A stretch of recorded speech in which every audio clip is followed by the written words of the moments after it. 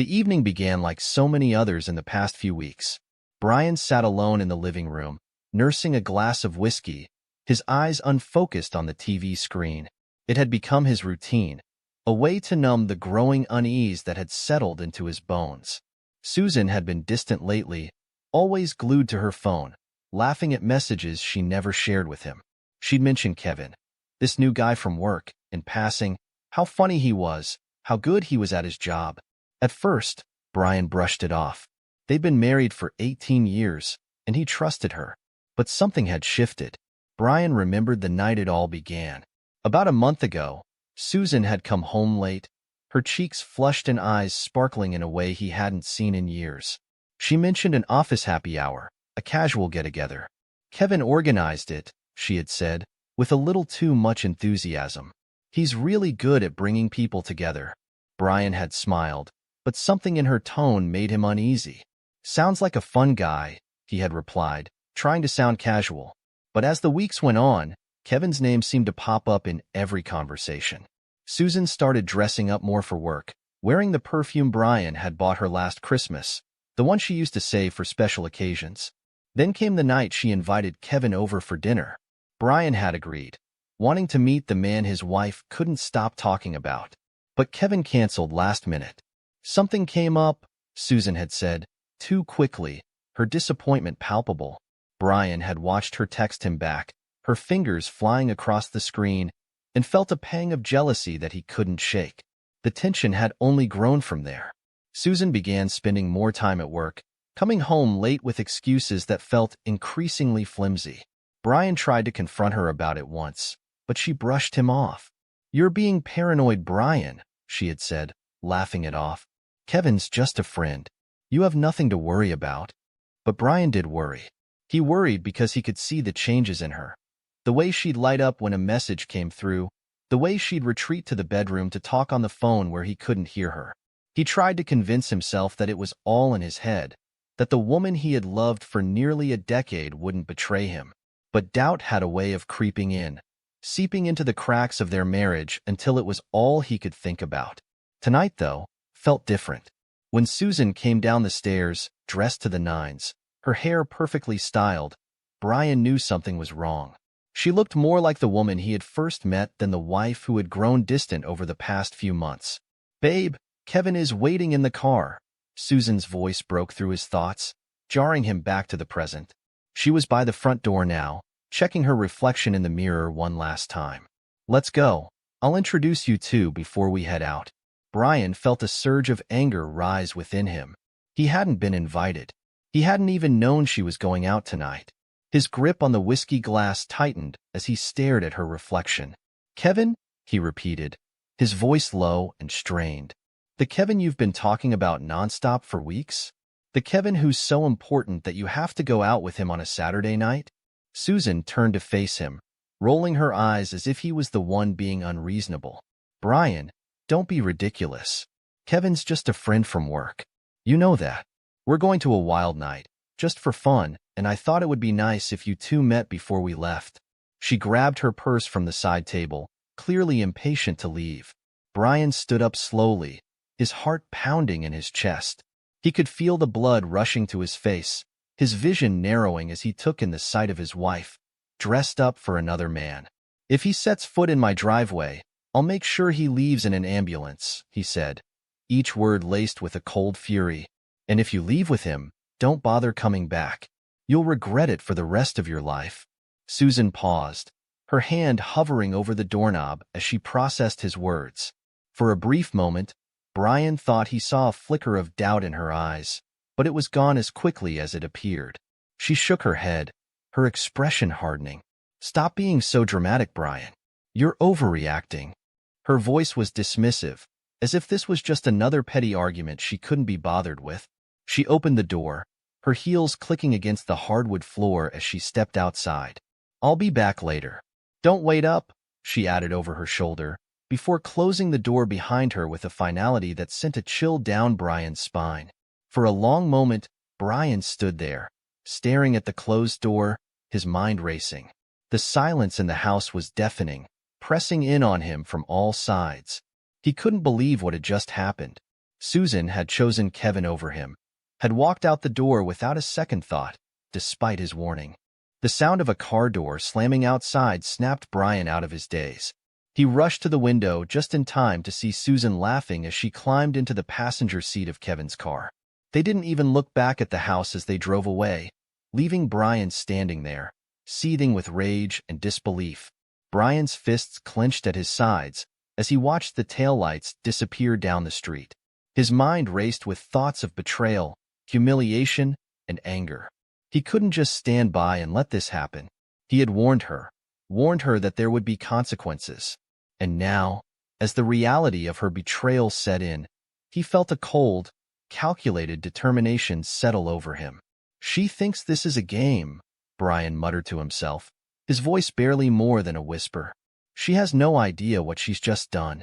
He turned away from the window, his mind already working on what he needed to do next. This wasn't just about a broken marriage anymore. This was about making sure that Susan and Kevin paid for what they had done. Brian wasn't going to be the fool who let his wife walk all over him. No, this was going to be different. He was going to take control, and they were going to regret ever thinking they could betray him. Susan's heels clicked against the driveway as she stepped out of the taxi, the early morning sun casting long shadows across the front yard. She fumbled in her purse for her keys, feeling the dull throb of a hangover from the night before. The night had been a blur of drinks, wild things, loud music, and Kevin's voice in her ear, but now, the euphoria had faded, replaced by a gnawing unease. As she unlocked the front door and pushed it open, she was greeted by an unusual stillness. The house was dark, the curtains drawn, and the air felt thick, almost suffocating. Normally, Brian would be up by now, sitting in the kitchen with a cup of coffee, the smell of toast wafting through the air. But today, the house was silent. "Brian?" Susan called out, her voice echoing in the quiet. She hesitated in the doorway, half expecting him to emerge from around the corner, still fuming from their argument the night before. But there was no response, only the creaking of the floorboards as she stepped inside. She made her way to the kitchen, hoping to shake off the strange feeling that had settled over her. She opened the fridge, intending to grab some juice, but instead, she was met with an empty, sterile space. No milk, no eggs, nothing. Her brow furrowed in confusion. Brian always kept the fridge stocked. "Brian!" she called out again, louder this time, but the silence was unbroken. Pushing down the rising unease, Susan moved to the pantry, only to find it as barren as the fridge. She opened a few cabinets, her movements becoming more frantic, but everywhere she looked, there was nothing. A cold knot of fear began to form in her stomach. She moved quickly to the bedroom, her pulse quickening with every step. When she reached the closet and slid open the doors, her breath caught in her throat. Brian's side was empty, completely cleared out. His suits, his shoes, even the old college sweatshirt he never wore but refused to throw away. It was all gone. Susan's heart pounded as she rushed to the bathroom. The cabinet was bare, the counter wiped clean of any trace of him. She ran to the garage, hoping against hope that maybe he had just gone out, maybe she was overreacting. But his car was gone too. Panic gripped her as she stumbled back into the living room, her hands shaking as she pulled out her phone. She dialed Brian's number, praying he would pick up, that this was some kind of joke. But the call went straight to voicemail. "Brian, what the hell is going on? Where are you? Call me back." Her voice trembled as she ended the call and immediately tried again, but it was the same voicemail. Her mind raced as she tried to make sense of it all. This wasn't just a simple argument gone too far. Brian had left, completely. But why? What had she missed? They had fought before, even had some serious arguments, but he had never done anything like this. Susan's breath came in shallow gasps as she opened her banking app. Maybe this was all some misunderstanding. But as soon as she saw the balance on their joint account, her blood ran cold. Zero. Every cent was gone. She checked the savings account, the emergency fund, even the investments. Everything was empty. "No, no, no," she whispered, her fingers trembling as she scrolled through the transaction history. It was all there, clear as day. Over the past few hours, every account had been drained. Wire transfers to accounts she didn't recognize, withdrawals from ATMs she had never used. Brian had done this. He had emptied everything. Susan stumbled backward, sinking onto the couch as the full weight of what was happening crashed down on her. She tried calling Brian again, but it was no use. She left a voicemail this time, her voice breaking. "Brian, please, just call me. I don't understand what's going on. We can talk about this. Please." She dropped the phone onto the coffee table and buried her face in her hands. She tried to think, to figure out what she was supposed to do next. The house was in her name, but with no money, she wouldn't be able to make the next mortgage payment. The bills were piling up on the kitchen counter, unopened and unpaid. She had always relied on Brian to handle the finances. Now, she realized with a sickening lurch in her stomach that had been a mistake. The hours ticked by, the sunlight creeping across the floor as Susan sat in the silent house, her thoughts spiraling. She tried to reach out to friends, but no one answered. Everyone was busy, caught up in their own lives. Kevin was the last person she wanted to call, but desperation drove her to dial his number. The phone rang a few times before going to voicemail. She didn't leave a message. It wasn't until the afternoon that it finally hit her. Brian had made good on his threat.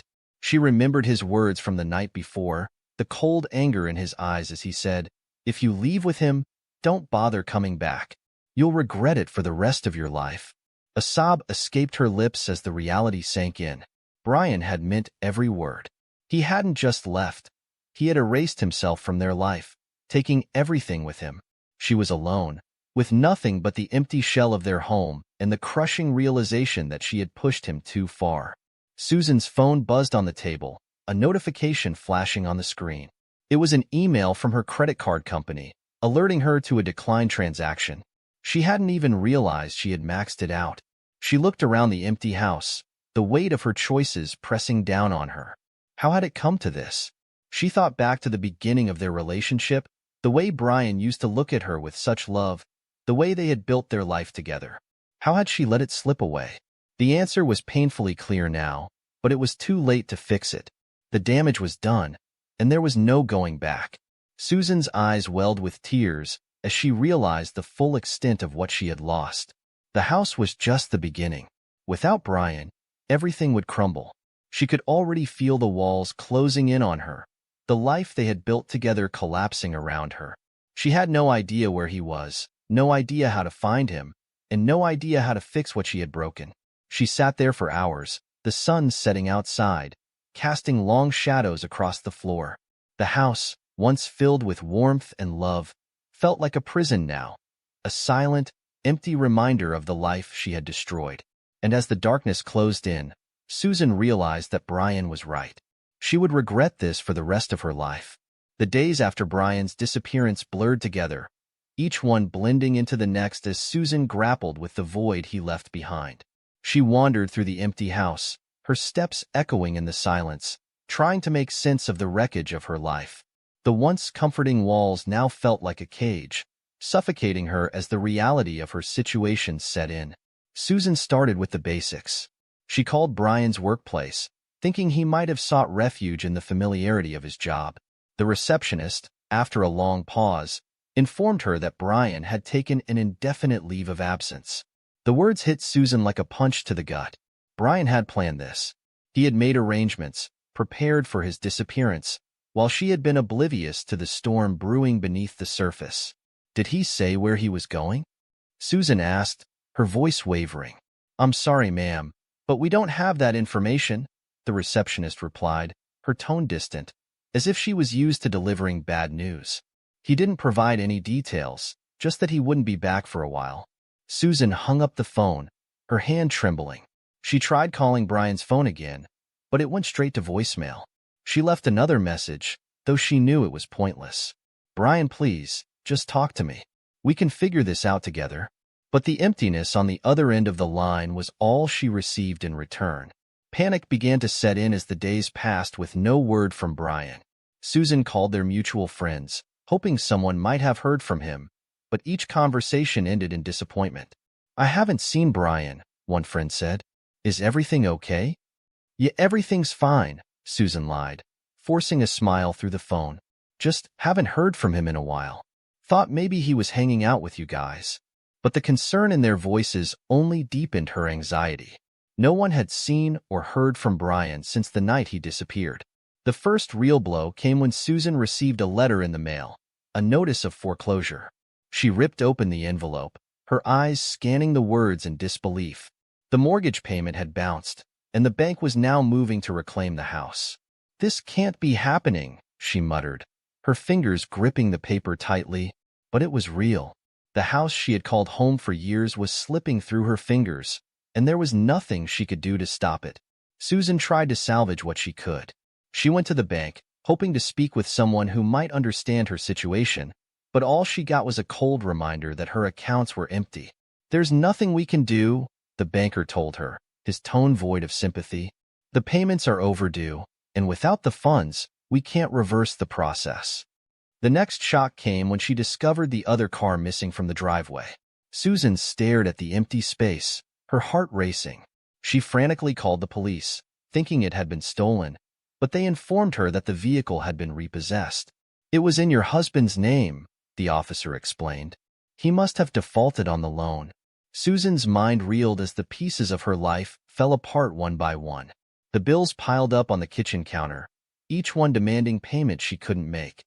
Her credit cards were maxed out, leaving her with no way to cover even the basics. The utilities were next, first the electricity, then the water, each shut off in turn as she failed to make the payments. Desperation clawed at her, and she turned to the only person she thought might help, Kevin. She hesitated before calling him, her pride warring with her need for assistance. When she finally did, his voice on the other end was distant, almost cold. "Kevin, I need your help," Susan said, trying to keep her voice steady. "Things are bad. Brian's gone. The house is being foreclosed, and I have no money. I don't know what to do." There was a long pause before Kevin responded. "Susan, I'm sorry you're going through this, but I can't get involved." "What do you mean you can't get involved?" she asked, her voice rising in panic. "I thought we were—" "This is your problem, not mine," Kevin cut her off, his tone firm. "I didn't sign up for this mess. I've got my own life to deal with. You need to figure this out on your own." The line went dead before she could say anything else. Susan stared at her phone in disbelief, her last hope slipping away. She had never felt so alone. In the days that followed, Susan's search for Brian grew more frantic. She drove around town, visiting the places he used to go. The coffee shop where they had their first date, the park where he liked to run, but there was no sign of him. She even tried the house of an old friend of his, but it was a dead end. It was as if he had vanished into thin air, leaving no trace behind. Each day, Susan's anxiety deepened. The walls of the house felt like they were closing in, the once familiar spaces now suffocating her with their emptiness. She barely slept, her nights spent tossing and turning, haunted by thoughts of where Brian might be and what he might be doing. The financial strain was overwhelming, and with Kevin having distanced himself, there was no one she could turn to. The foreclosure process moved quickly. A notice appeared on the front door, giving her 30 days to vacate. Susan stared at it in disbelief, tears welling up in her eyes. This was her home, the place where she had built her life with Brian. Now, it was being taken from her, just like everything else. The final blow came when her phone rang late one night. She answered, hoping it was Brian, but it was a cold, mechanical voice on the other end, an automated message from the credit card company. Her last card had been declined, and the balance was now overdue. She threw the phone across the room, watching as it shattered against the wall, but it didn't make her feel any better. Susan sat on the floor, surrounded by the debris of her life, and realized just how far she had fallen. She had lost everything. Her home, her husband, her financial security, and there was no one to blame but herself. The life she had taken for granted was gone, replaced by a nightmare she couldn't wake up from. As the days dragged on, Susan grew more desperate. She scoured social media, trying to find any trace of Brian, but he had deleted his accounts. She checked their bank statements, hoping for some clue, but there was nothing. It was as if Brian had erased himself from her life completely, leaving her to deal with the consequences of her choices. And so, Susan found herself alone, with no money, no home, and no hope. She had betrayed the one person who had always been there for her, and now she was paying the price. The storm she had set in motion had finally caught up with her, and there was no escape from the destruction it had wrought. Weeks later, Susan was sitting on the floor of her nearly empty house, surrounded by the few belongings she hadn't sold to keep herself afloat. The once vibrant home now felt like a hollow shell. The foreclosure deadline loomed closer, and she had no idea where she would go once the house was gone. Every call she made to Brian went unanswered, every text left on read. Her attempts to find him had been fruitless, and she was losing hope that she ever would. Then, late one evening, her phone buzzed with a message. Susan scrambled to grab it, her heart racing as she saw Brian's name flash on the screen. The message was brief, almost cold. "Meet me at the Pine Lodge Motel, 8 p.m. No explanation, no apology, just a location and a time. Susan stared at the message, a mix of relief and dread washing over her. She knew the motel, a rundown place on the outskirts of town that she wouldn't have even glanced at before. But now, it was her only link to Brian, her only chance to understand why he had done this to her. As the clock ticked toward 8 p.m., Susan went to the Pine Lodge Motel, the neon sign flickering above her like a dying flame. The place looked even worse in person. Faded paint, broken windows, and an air of neglect that hung heavy in the air. Brian was sitting in a rickety chair outside one of the rooms, his posture relaxed as if he hadn't a care in the world. He watched her approach with an expression she couldn't read, his face calm, almost serene. It was a stark contrast to the man she had last seen, full of rage and hurt.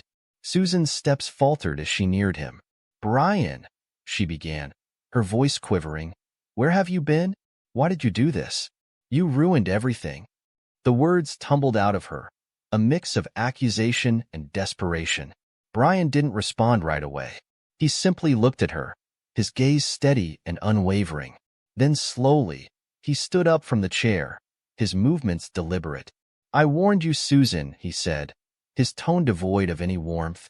"I told you that if you left with him, you'd regret it for the rest of your life." Susan's breath caught in her throat. She had replayed that night over and over in her mind, but hearing Brian's calm reminder now sent a shiver down her spine.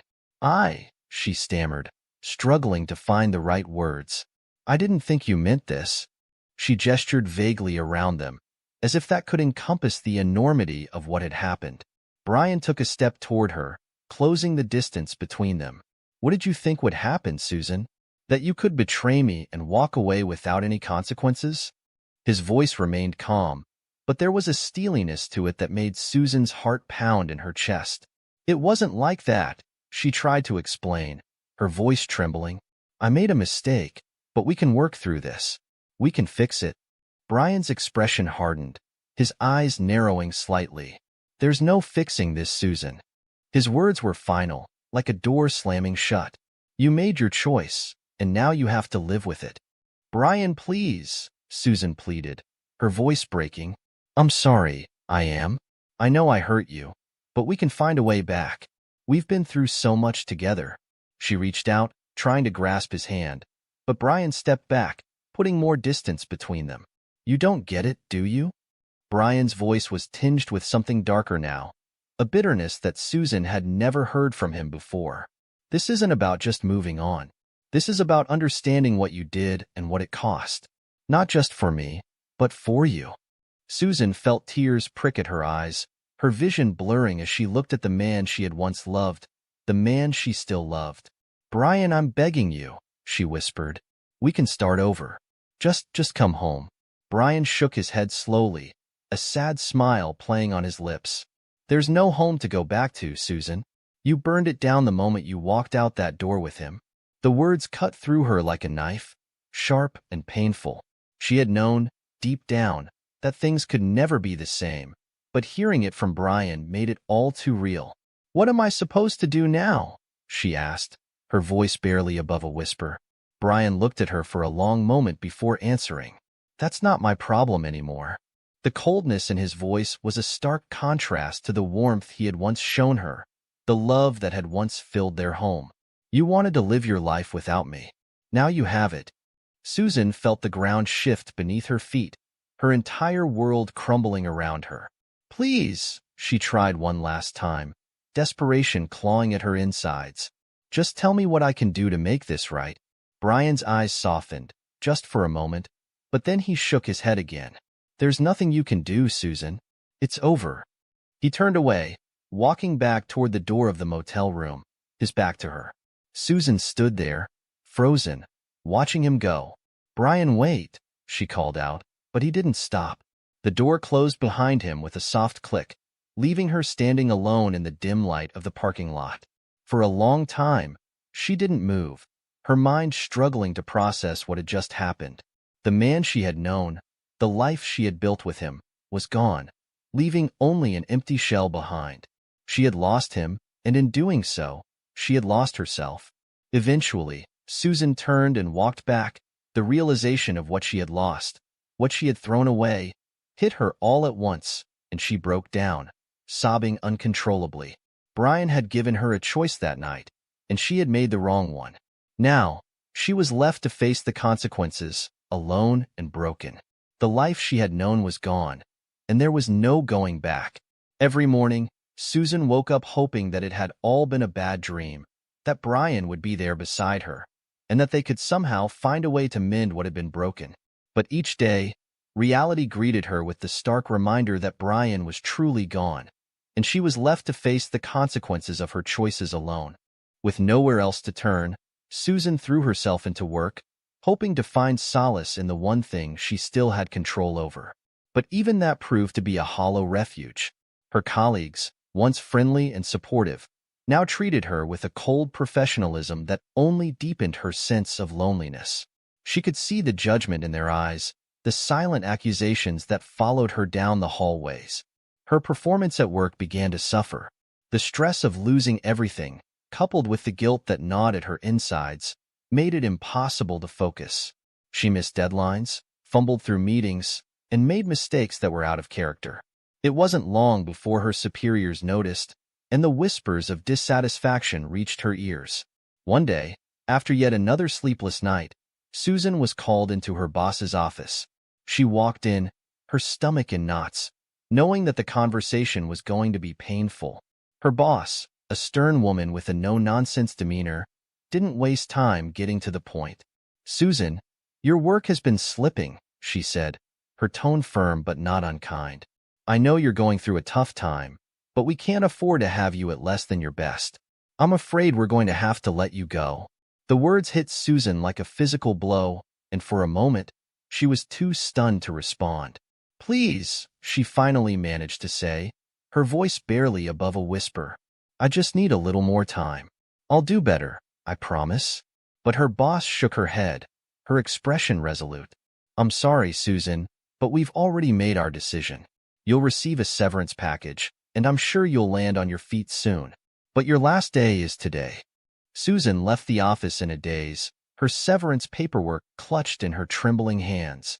The realization that she was now both jobless and homeless crashed over her like a wave, and she felt as if she were drowning in despair. The foreclosure process moved quickly, and within weeks, Susan was forced to leave the home that had once been her sanctuary. She packed what little she had left into a few suitcases and drove away, her heart heavy with the knowledge that she had no destination, no place to call her own. She checked into a cheap motel, the kind of place she had once looked down on, and spent her days staring at the walls, trying to figure out how her life had spiraled so far out of control. The silence was oppressive, and the loneliness suffocating. She thought about reaching out to Brian again, but the memory of their last encounter held her back. She knew he wouldn't respond, and even if he did, what could she possibly say to undo the damage she had done?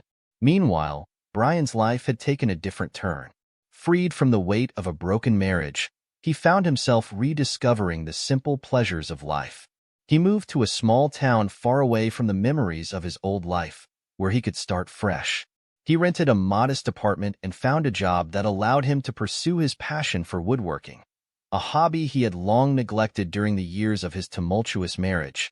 Brian's days were filled with peace and satisfaction as he crafted furniture in his workshop, the rhythmic sound of sanding and sawing a soothing balm for his wounded soul. He made new friends, people who knew nothing of his past and who accepted him for who he was in the present. For the first time in years, Brian felt truly content, free from the lies and betrayals that had plagued his marriage. Susan, on the other hand, struggled to rebuild her life. She took on menial jobs to make ends meet, working long hours for little pay.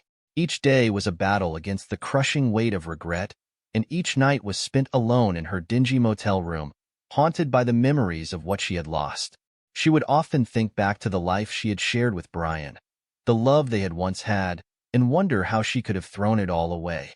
The affair with Kevin, which had seemed so thrilling and exciting at the time, now felt like a cruel joke.